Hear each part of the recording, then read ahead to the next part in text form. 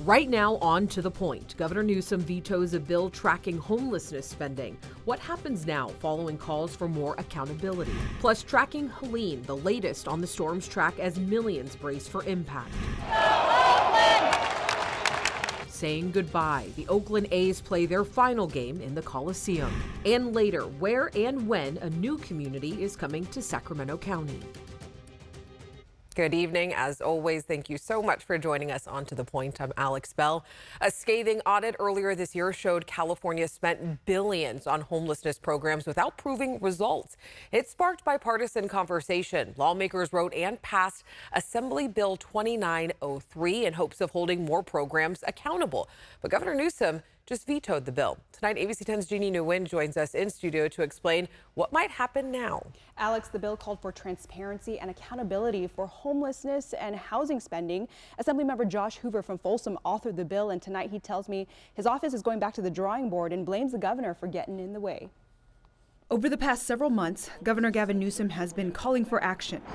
If local government's not interested, we're fine. We'll redirect the money to parts of the state, cities and counties that are. And accountability when it comes to spending to solve the homelessness crisis. We're strengthening and we're tightening up our efforts around the accountability frame. Saying this after an audit showed California spent nearly $24 billion on homelessness and housing over the last 5 years, but essentially failed to track any progress. The state's auditor said the state must do more to assess the cost effectiveness of its programs. A lot of the questions that us as lawmakers, that myself had, were we're spending all this money. We're obviously not getting the desired results. What needs to change in California? In response, Assemblymember Josh Hoover authored Assembly Bill 2903, a bill that received bipartisan support. Track every dollar that we're spending on homelessness programs in California and measuring the outcomes of those programs to figure out what is working in our state and what is not working. But the bill was vetoed by Governor Gavin Newsom. In his veto message, Newsom says he couldn't sign the bill because similar legislation already exists. He pointed to Assembly Bill 166 that requires reporting for 2 of the state's largest homeless programs. However, Hoover says there's more programs to be monitored. We have over 15 government-funded programs in the state of California that are spending these billions of dollars. The governor's veto message also adds Assembly Bill 799, addresses the same objectives as Hoover's bill, but is more cost-effective. I think I actually voted for that bill. I do support that bill, but at the end of the day, we need to do more. Hoover's office says they are now looking into amending their bipartisan bill in hopes it will make it to the governor's desk again. And Jeannie joins us right now. Jeannie, obviously you reached out to the governor's office asking why did he veto this bill? What was their response? Well, Alex, as you heard Assemblymember Hoover, there are more than 2 state programs addressing homelessness and housing. And I also asked the governor's office if he vetoed the bill because the bill's author is a Republican. But a spokesperson for the governor's office responded by just saying the veto message speaks for itself. All right, Jeannie, thank you so much. We will continue to follow all of this for you. And just hours ago, Governor Newsom signed a bill that will increase the penalty for soliciting and buying sex from minors under 15 to a felony. The governor also signed 3 other measures to boost protections for human trafficking and domestic violence victims, including requiring emergency rooms to implement protocols to allow patients who are potential victims to discreetly notify healthcare workers of their abuse. Assembly members have passed one of the first bills of the oil and gas special session out of committee. The Assembly Committee on Petroleum and Gasoline Supply voted on a bill that would allow the state to require oil refiners to manage a minimum inventory of fuel to avoid supply shortages. It would also authorize the California Energy Commission, if necessary and justified, to increase transportation fuel supply through various actions. Lawmakers are scheduled to meet for a floor session on October 1st to discuss more bills in this session. Developing tonight in Lodi, police are investigating after an infant was found dead. It happened around 11:40 this morning in the area of Tokay Street and Sacramento Street. We are working to learn more about what led up to the death. Tonight, a 12-year-old boy is in the hospital after CHP says that he was hit by a car outside of Albert Einstein Middle School just this morning. Please take a look at your screen right now. Officers are looking for this silver Hyundai Santa Fe SUV. Detectives say the boy was riding his bike across a crosswalk on Mirandi Drive when the SUV hit him and did not stop. If you can identify the vehicle or the driver, please contact East Sacramento CHP. San Joaquin County deputies have made an arrest in Wednesday's bomb threat on the county courthouse. Juan Valles of Stockton faces several charges, including criminal threats with intent to terrorize and making a false bomb threat. The courthouse was evacuated yesterday and nothing was found. It reopened today. Turning now to the East Coast, where hundreds of thousands are already feeling the impacts of Hurricane Helene. This is a live look in Pensacola, Florida, courtesy of EarthCam. Helene is forecasted to make landfall in the Big Bend area, the Big Bend region of Florida any moment now. It's expected to bring catastrophic storm surge, damaging winds and floods like what you're seeing right now. And the entire state of Florida is under some hurricane or tropical storm warnings. 5 other surrounding states have also declared states of emergency as Helene approaches. Take a look at some of the video coming in today as coastal areas are already feeling the impacts of rain, flooding, and of course, strong winds. Tens of thousands of customers have already lost electricity. See that trailer behind us? Went all across the road. I feel it'll be worse than a dahlia. What do we say? Prepare for the worst, pray for the best. All right, meteorologist Carly Gomez joining us now. And Carly, we're just hours away from this storm making landfall, right? Yeah, and even just under that, we may be seeing this landfall within the next 30 minutes to an hour. It is getting very close to that shoreline now. 61 of the 67 counties are seeing some sort of watch, warning, or advisory in place. You can see that Cat 4 there just toward the coastline. And this region here is seeing that massive hurricane warning. It is stretching a huge area just north of Tampa all the way around into the Big Bend area, as we do anticipate that landfall within really a matter of an hour or so. It is expected to continue making its way to the north. As it does so, downgrading quickly as it interacts with land. Our current wind speeds 140 miles per hour. Just about an hour and a half ago is at 130. The movement of this is at 24 miles per hour. It's actually pretty fast for a huge Category 4 of this strength. They typically love to stay where it's warm and hover over the region for some time. At this point, we're looking at it making a Cat 2 as it passes Tallahassee, eventually a low pressure into Friday night and Saturday, moving to the northwest, and we should see it falling apart pretty quickly. We'll talk more about what to expect closer to home coming up. Let's go, Oakland! A historic and bittersweet day as the Athletics played their final game in the Oakland Coliseum. ABC 10's Devin Truby spent the day at the ballpark and shares the moments now meant for the history books. Bittersweet and historic moments. Only 2 fans rushed the field and some green smoke bombs along with toilet paper were thrown. Fans also broke off the cup holders off the Coliseum seats to take a little piece of history with them. Crying thinking about it. I cried once I got off the BART. This is where you get together with all your family and friends. Besides, you know, birthdays and funerals, baseball is where it's at. Fans wrapping themselves in Cell t-shirts and flags, using it as an armor as they brace for this emotional day. The 4,493rd final regular season home game. 57 seasons in Oakland, 4 World Series dating back to 1968. The A's best baseball has been played here. The swinging A's in the 70s, powerhouses like Ricky Henderson in the 80s, Moneyball, and now the end of the era. I brought my wife here on our first date. The saddest days of my life. I'm losing what I've been doing since I was a little kid. At times, you couldn't even go half an inning without Sell the Team chants. Sell the team!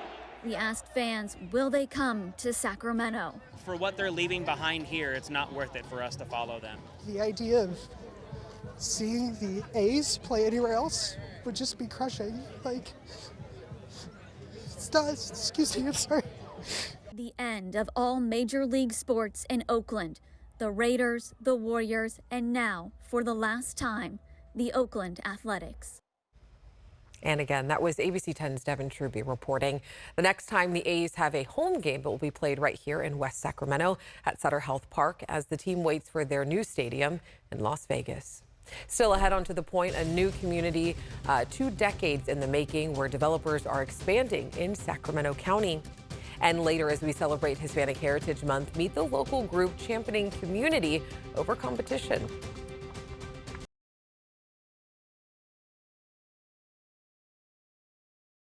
While the rest of the world is enjoying pumpkin spice. Yeah, there's nothing nice about our forecast. No, we're looking at hot temperatures. Unfortunately, you're not going to enjoy at least the hot pumpkin spice lattes, but Maybe something much colder, as we're going to see a weather impact alert day being issued for Tuesday. That's because temperatures on Tuesday are expected to reach 100 degrees. And the big impact here, we're also going to expect to see hot, gusty winds. That's going to elevate our fire concerns. So your need is just to be fire prepared. Know your evacuation routes, be ready, have things ready at the door, prescriptions, documents, anything you may need, especially if you know you're in a fire-prone area or your family members are. Make sure they are aware of this as well for Tuesday next week.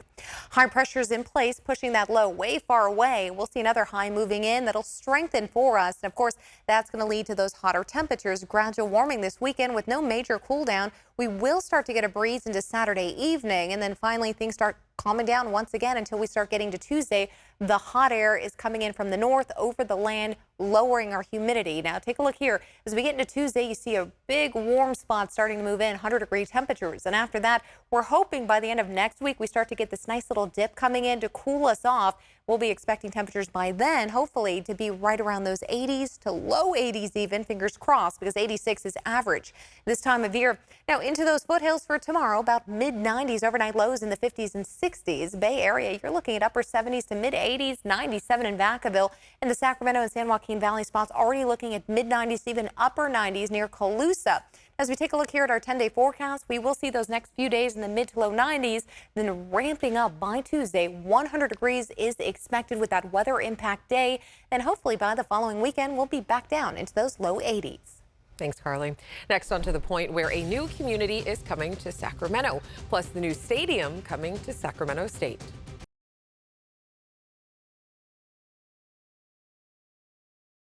Welcome back. Crews broke ground today on a new community in Sacramento County. The community is called Braden, and it is 2 decades in the making. The process of creating Braden started all the way back in 2003 and was approved by the county in 2013. The community near Rancho Cordova will take up more than 2,600 acres. Once it's completed, it is expected to include more than 8,000 homes, a K-8 school, community trails, and commercial buildings. The planners say the community will prioritize walking, renewable energy, and low-impact living. This project, quite literally, is a solution for a lot of different organizations, corporations, and businesses out there that are seeking a place to thrive and survive this economy, the sustainability, the healthy living. Developers say the first housing construction is expected to start in early 2026. Sacramento State announced today that the university plans to build a new state-of-the-art football stadium. The new facility will host football, soccer, and rugby games in addition to commencements and events. The existing Hornet Stadium will be torn down at the end of the current season to make way for the new 25,000-seat facility. It's temporary stands that was built, 30 years ago for the Olympic trials, right? So we were going to need to do something anyways. We just know now that we have a plan to do it. This comes amid a push for Sac State to join the Pac-12 conference. When asked, officials would not say how much the stadium will cost to build, the timeline for it to be ready, nor elaborate on how much funding they've secured.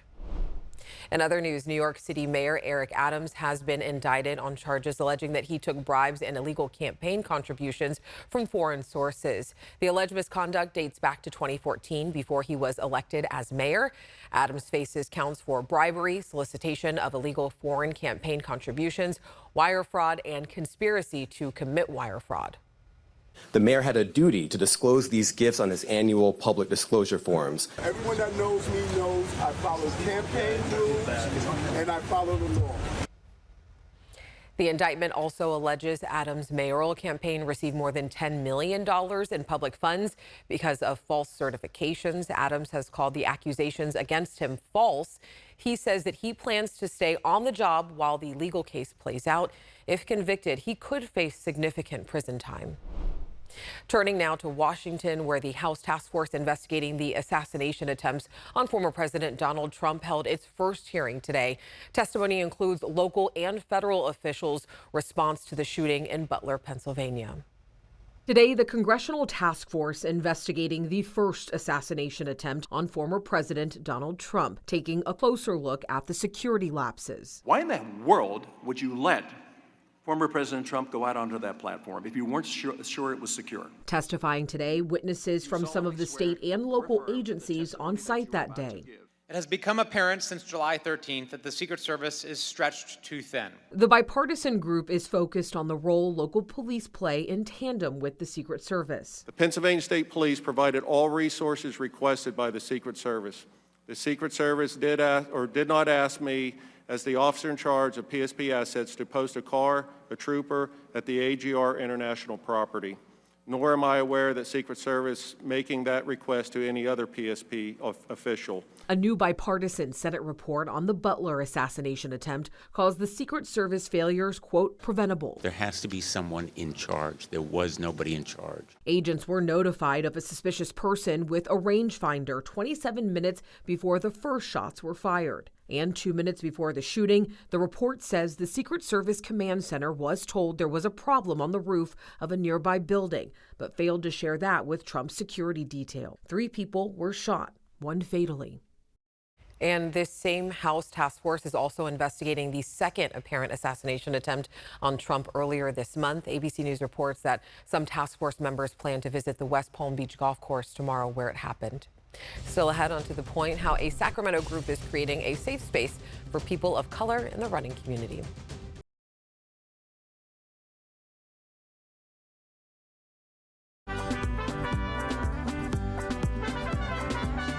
This Hispanic Heritage Month. We are celebrating the pioneers of change, and we often think of iconic figures like Dolores Huerta or Cesar Chavez, but tonight we're shining a light on local leaders right here in our community. So meet the founders of Corremos Sacramento, a local running group that champions community over competition. My running journey started back in 1996. I was watching the Olympics in Atlanta, and I saw Michael Johnson running the 400 meters in a very shiny gold cleats. That inspired me to go outside and dig my own little starting line and start sprinting. It just brings me so much happiness and joy just to be out in nature and getting the exercise. We want to start a group here that's local, that's representative to the people that are here and support one another, because there's not a lot of groups that do that. Vámonos on 3, vámonos on me. 1, 2, 3, vámonos! All right.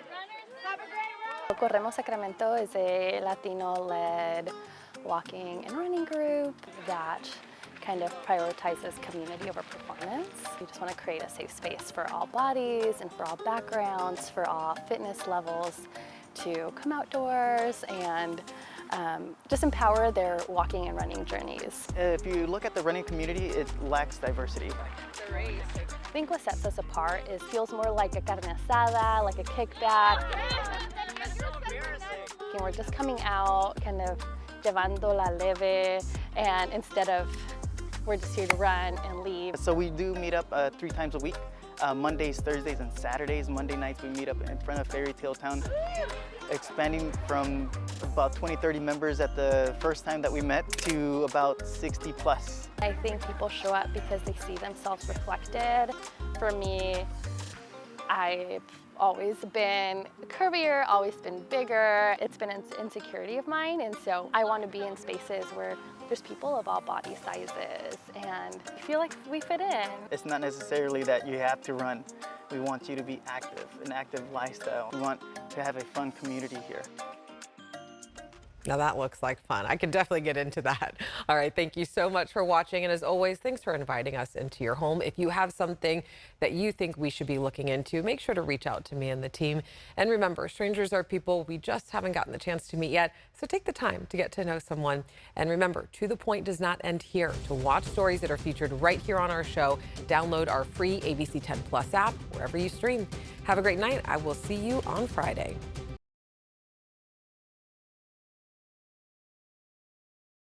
Hey, it's Alex. I just wanted to say thank you so much for watching. The To the Point team and I love hearing from you, and I hope that you'll stay in touch. And don't forget, you can always email me and the team at tothepoint@abc10.com, or you can even send us a text message at 916-321-3310.